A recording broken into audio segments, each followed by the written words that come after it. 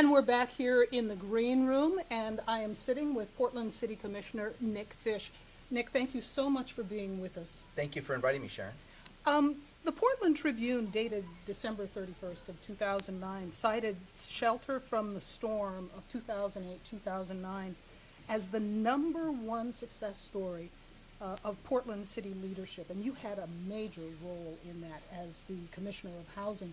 Could you share with us some of the challenges?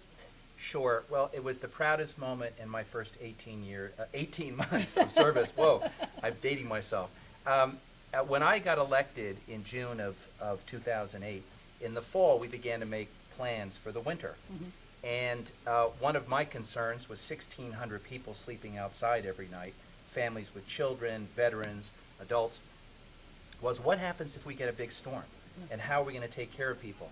So in late November of 2008, I mobilized all of our people, our emergency services people, our nonprofits, our churches, our city workers, our firefighters, and I said, how are we going to respond to this challenge? Mm-hmm. And we developed a plan. Now, Sharon, this sounds ridiculous, but there was no plan in place. City Hall had no plan to deal with the weather emergency and the homeless. Yeah. So we developed our first plan, and then, sure enough, around Christmas time, the big one hit. Yes. Yeah. And it was a storm unlike any storm we've had in a long time. And because of that plan, because of a network of emergency shelters, because of agreements with TriMet to get people from one place to another, because of we mobilized firefighters and police officers and hundreds of volunteers, we saved lives. And I'm very proud to tell you that we didn't have a single fatality during that storm because we didn't have a place to house someone. So as part of my job as an elected official, it is to prepare for bad things that happen. Mm-hmm. And it was my proudest moment because we put in place a plan to help our most vulnerable citizens. And I was delighted that the Portland Tribune called that the #1 story of the year. Mm-hmm. And I share that honor with all my colleagues in city government, with the churches and the nonprofits that work together. And this is my takeaway. Mm-hmm. When we truly come together to solve problems, there's nothing we can't accomplish together. And that, I think, was a beautiful example. And like you said, I mean, we got hit with a major storm, and the city of Portland was prepared. We were prepared, and if we hadn't been prepared, God help us. Oh, yeah, definitely. Particularly because we have people outside every night who are disabled, who have drug and alcohol problems. We have families with children. Can you imagine if we did not have a place for people to go during sub-freezing weather in the middle of a blizzard? Yeah. So I've never been prouder of our community, and it taught me once again the power of bringing everyone together to solve problems. You have said everyone deserves a place to call home. That's right. And during this past year and a half, your first service as Portland City Commissioner, you achieved 3 very significant goals: creating a new Portland Housing Bureau, increasing city funding for housing, and breaking ground on the Resource Access Center. That's right, Sharon. When I came in, we had 3 priorities. Mm-hmm. For 15 years, we've talked about the need to put all of the city's housing programs under one roof. Mm-hmm. It sounds simple. Believe me, it isn't. And it's complicated. But the idea was we're not going to really be able to take advantage of all our strengths until they're located in the same place under the same roof. And so we took about 6 months, and we accomplished that. And what is it going to mean for the average person out there? Better services, streamlined services. For taxpayers, a better investment. So I'm very proud of that.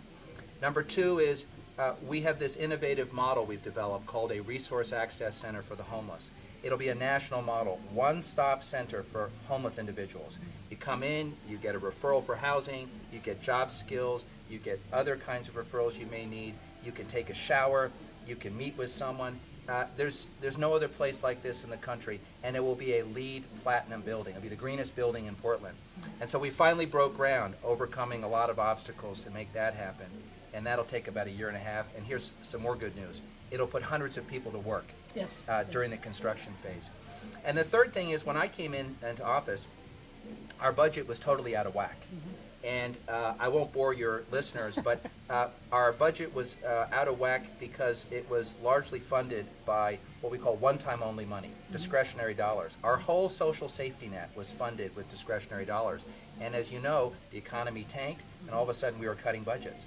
So we were literally at risk of tearing a hole in that safety net.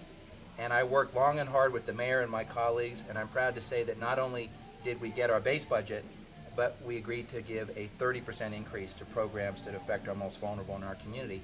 And I think that speaks a lot to the values of Portland and to my colleagues, and frankly is a testament to all the good lobbying that went on. So 18 months, a lot has been accomplished. Yes. And you're up for re-election in May. Yes. So You had to mention that. I had to mention that. So what is it that you want to bring if you're re-elected? Well, it has been a wonderful ride, the first 18 months. And if you recall, I simply got the last 2 years of my predecessor's term because he resigned in midterm. Yeah. That's why my term has been abbreviated. So if I get the chance to do a full 4-year term, here are my 3 priorities. Putting people back to work. The unemployment rate's too high, and we have too many people with talent that aren't able to put their God-given talent to work. And we can't afford to have that in our community. So number 1 is put people back to work. Number 2 is to make sure that everyone in our community has a home. And when I say everyone, I mean the first-time homeowner, I mean the individual with disabilities, I mean the young couple, I mean everybody. And since we're celebrating Martin Luther King's birthday today, there's a civil rights issue here we have to address too. There's a huge gap in the what we call home ownership rates between the minority community and the majority community. If you are black or brown, you are likely to have own a home at a much lower rate than if you are white. And that's a legacy of a lot of racism in our system.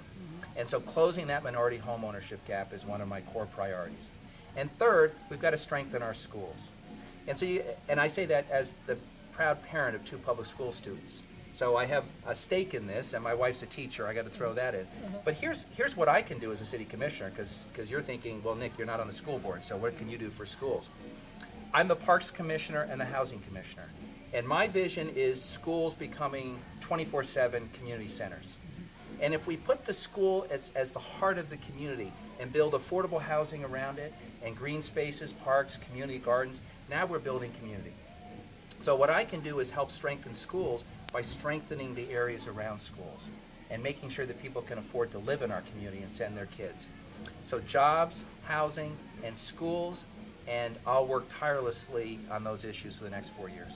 Well, we look forward to having you at our celebration again next year. I wouldn't miss it. It's one of my favorites. And thank you for what you do. This is important, and it's particularly important for all the young people who are downstairs. We're not so good about remembering our history in this country.